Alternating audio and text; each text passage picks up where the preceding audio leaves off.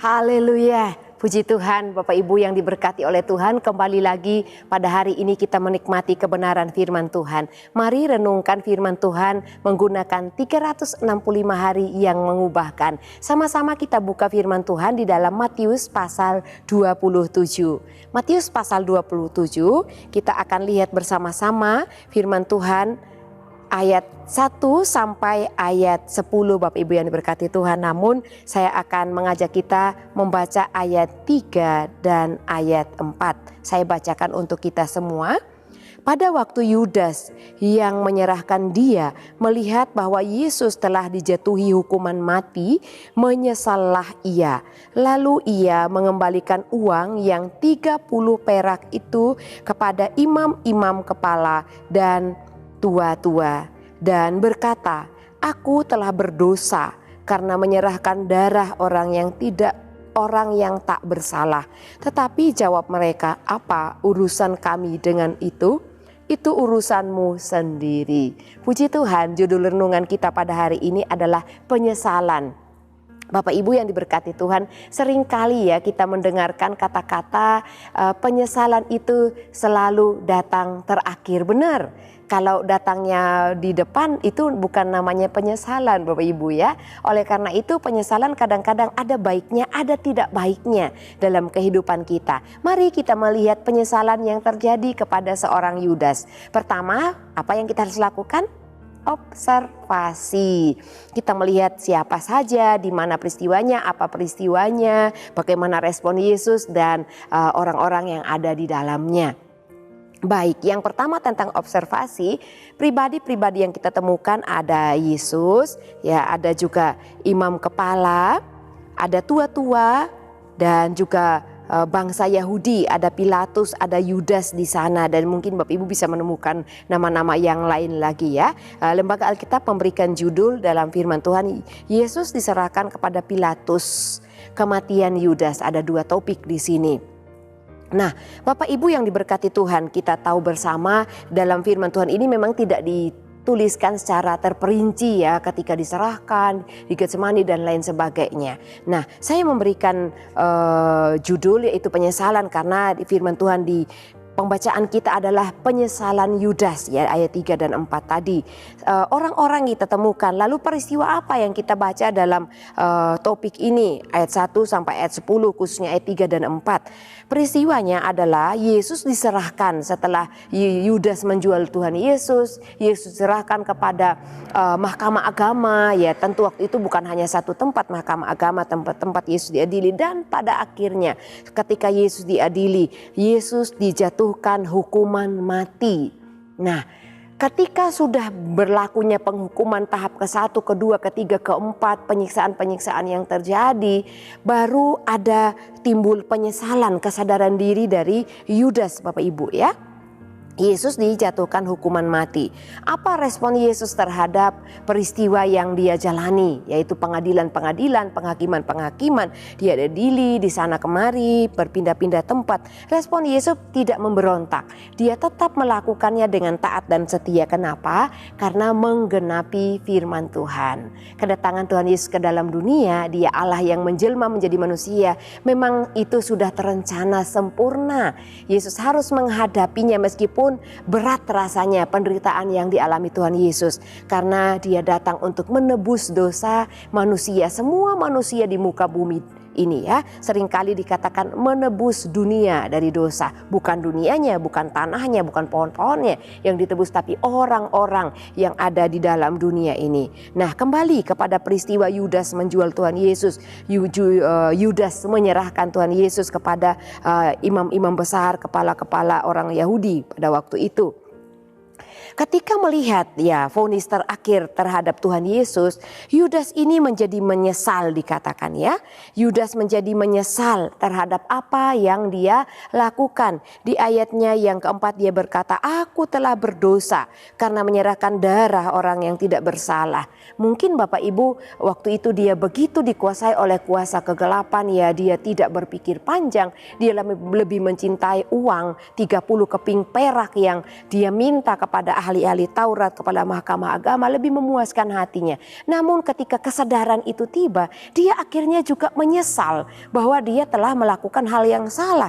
Dia menjual Tuhan Yesus pada orang-orang yang sebenarnya berdosa. Tapi Yesus yang tidak berdosa akan menanggung hukuman mati.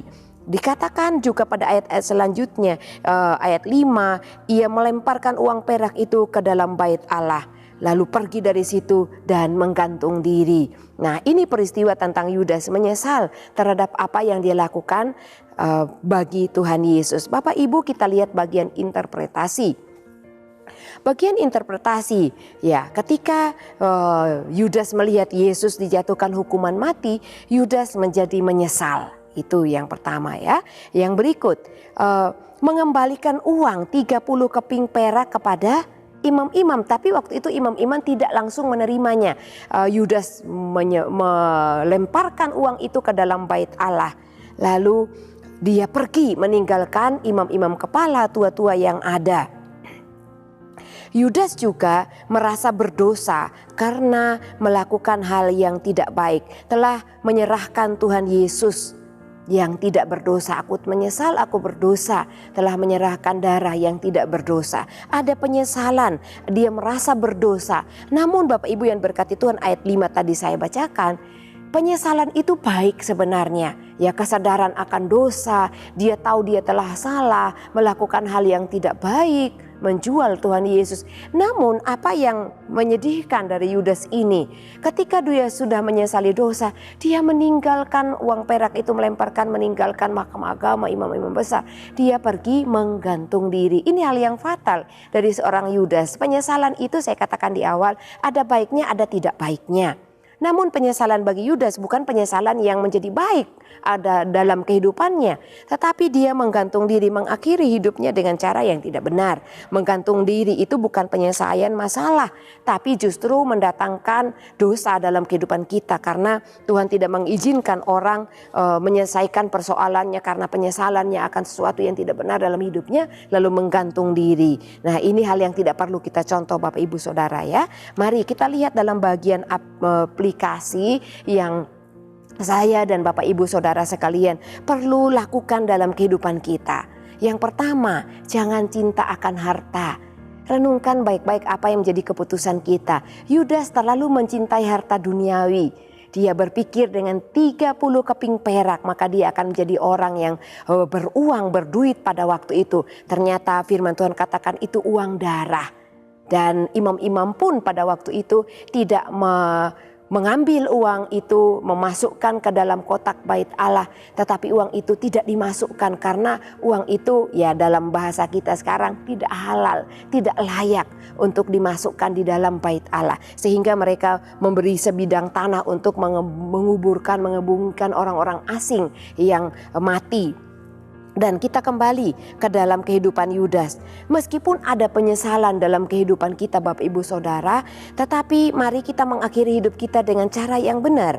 Kalau kita menyesali dosa kita, ya bertobat dan datang kepada Tuhan. Merendahkan diri di hadapan Tuhan, mencari kebenaran, yaitu mencari firman Tuhan, mendengarkan firman Tuhan dalam ibadah-ibadah. Karena dengan orang lain menjelaskan kepada kita beda dengan penggalian kita pribadi. Dan juga tetap rutin untuk membaca firman Tuhan, supaya kita tidak dikalahkan kesekian kali oleh penipuan iblis dalam hidup kita. Yudas tertipu oleh kuasa kegelapan sehingga dia sampai menjual Yesus, tapi ketika dia menyadarinya kembali lagi dikuasai oleh kuasa kegelapan. Dia melakukan menggantung diri dan itu tidak benar di hadapan Tuhan. Oleh karena itu Bapak Ibu yang diberkati Tuhan, penyesalan itu datang di belakang. Sebelum penyesalan itu terjadi dalam kehidupan kita, mari renungkan apa yang hendak kita lakukan, hendak kita perbuat. Baik itu dalam hal yang tenang, hal amarah, mungkin kita sangat marah. Karena kita marah, kita ingin melakukan sesuatu hal yang bisa melampiaskan kemarahan kita. Tapi mari Bapak Ibu untuk menekan apa yang menjadi keinginan kita, supaya kita tidak melakukan sesuatu hal yang membuat kita menyesal dan merugikan kehidupan kita sendiri. Oleh karena itu, mari supaya tidak ada penyesalan yang merugikan kehidupan kita, berpikir lebih dalam. berdoa kepada Tuhan, bertanya kepada Tuhan, supaya apa yang kita lakukan itu adalah hal yang benar, yang layak di hadapan Tuhan, memuliakan Tuhan, dan tidak membuat kita jauh bahkan berdosa di hadapan Tuhan. Dan nama Tuhan dipermuliakan dalam kehidupan kita, hidup kita pun diberkati oleh Tuhan. Puji Tuhan, Tuhan Yesus memberkati Bapak Ibu yang diberkati Tuhan. Terima kasih kepada Bapak Ibu Saudara yang setia mengikuti Renungan 79, kiranya dapat menjadi berkat kita bersama. Bapak Ibu Saudara yang ingin didoakan untuk pokok doa tertentu, menceritakan kesaksian baik, mujizat, kesembuhan, pemulihan dalam keluarga dan lain-lain, dapat disalurkan melalui chat WhatsApp di nomor 081327 420 088. Puji Tuhan, mari kita mengucap syukur di dalam doa kepada Tuhan. Terima kasih Bapa yang baik, hari ini kembali kami belajar akan kebenaran firman Tuhan, di mana seorang murid-Mu yang bernama Yudas telah mengkhianati Engkau Tuhan. Kami mohon Engkau memimpin kehidupan kami, ya Allah Roh Kudus, Engkau yang menjadi pemimpin dalam hidup kami, supaya kami tidak menjadi orang-orang yang mengkhianati orang yang terlalu baik, pribadi yang terlalu baik dalam hidup kami, yaitu Engkau Tuhan. Biarlah kami hidup menyenangkan hati Tuhan, hidup taat kepada Tuhan, mendengarkan firman Tuhan, dan supaya ketika kami melakukan hal yang jahat tidak akan menimbulkan penyesalan ketika kami telah melakukannya, karena penyesalan itu tidak akan mengembalikan hal yang baik dan benar dalam hidup kami. Terima kasih Tuhan, kami mengucap syukur ya Tuhan. Terima kasih memberikan kepada keluarga GIPDI El Shaddai Magelang seorang penolong, supaya ia menyertai keluarga GIPDI El Shaddai Magelang selama-lamanya, yaitu roh kebenaran.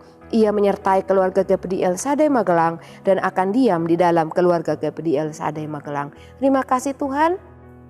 Ini doa dan ucapan syukur kami di dalam nama Tuhan Yesus Kristus. Haleluya. Amin.